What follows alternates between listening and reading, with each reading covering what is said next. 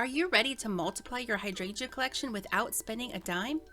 I'm going to show you just how easy it is to propagate these gorgeous plants right in your own backyard. Today, we'll explore why this process is both fun and rewarding, and anyone can master it. So, gather your supplies and let's dive into the steps together.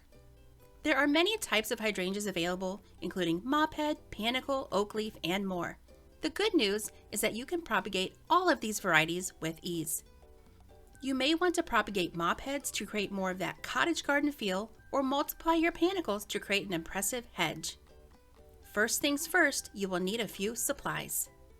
You'll need a pair of clean, sharp pruning shears or scissors, small pots filled with pre-moistened, well-draining potting mix, and optionally, some rooting hormone to help accelerate the rooting process. For the best results, be sure to select a high-quality potting soil. Many gardeners also find success using perlite or vermiculite as part of their mix. As for the container, you can use almost any type of pot as long as it has drainage holes. Small containers or even plastic cups work well, but be prepared to upgrade to a larger pot if the roots outgrow the space. Cuttings are best taken from spring through summer, focusing on new growth or branches that have yet to flower. This is when the new growth is still soft but mature enough for propagation. The stem should be flexible, not woody. The specific timing may vary slightly depending on your region. Start the propagation process early in the morning, as this is when plants are their most hydrated, which helps prevent wilting and stress during the process. Temperatures and lower sunlight in the morning also reduce the risk of rapid moisture loss, ensuring that the cuttings are in the best condition to develop roots. Look for healthy stems that are at least 6 inches long with at least 2 sets of leaves. Ideally, the branch should have a soft green and flexible stem. Once you have selected the perfect stem, make a clean cut just below a node where the leaf attaches to the stem. This is the area where roots are most likely to form.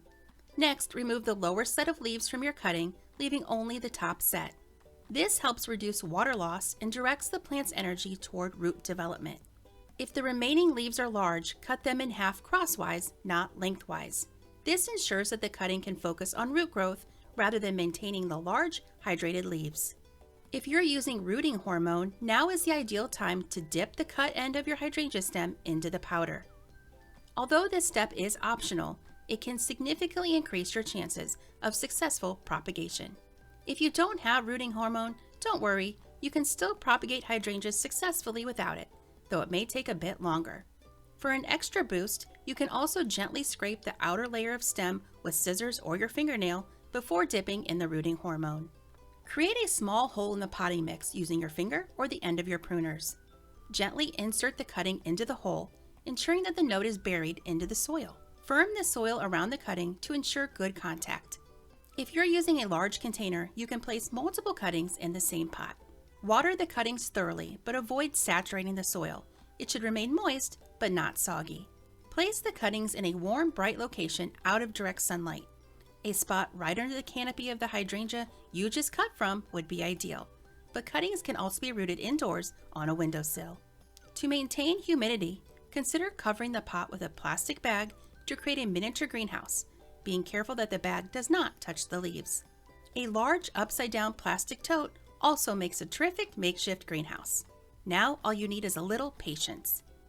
Make sure to check the hydrangea cuttings every few days to ensure the soil remains damp. In about 4 to 6 weeks, your cutting should develop roots. You can check by gently tugging on the stem. If you feel resistance, it's rooted. Hydrangeas can also be rooted in water, though many gardeners find better success with soil. To root in water, simply follow the same steps as before, but instead of planting in soil, place the cutting in a glass of water. Change the water as needed, and in about 4 to 6 weeks, you should see root development. Once roots have formed, the cutting can be transferred to a pot to continue growing.